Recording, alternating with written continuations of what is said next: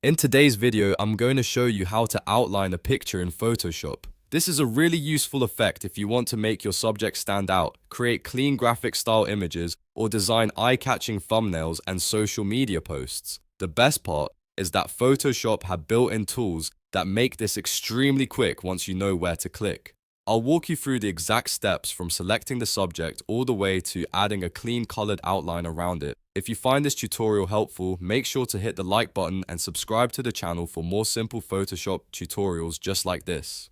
Alright, let's jump straight into Photoshop. First, we need to select the subject in our image. Open your picture in Adobe Photoshop, then go to the top menu and click on Select. From the drop-down menu, choose Select Subject. Photoshop will automatically analyze the image using its AI selection tool and attempt to detect the main object in the photo. In most cases, this works extremely well and saves you a lot of time compared to manually selecting the object yourself. After clicking Select Subject, you should see the marching ant selection appear around your subject. If the selection isn't perfect, don't worry too much, because for an outline effect, it usually works very well as long as the main shape is selected. Now that the subject is selected, the next step is to expand that selection slightly so the outline appears outside the object instead of directly on the edge. To do this, go back to the top menu and click Select again.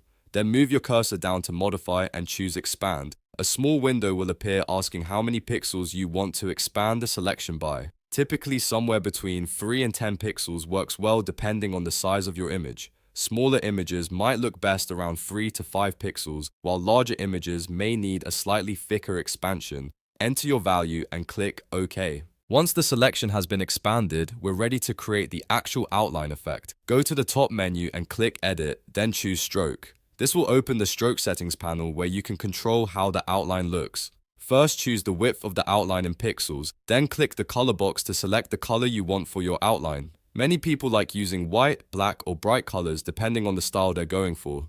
Make sure the location is set so the stroke applies cleanly around the selection.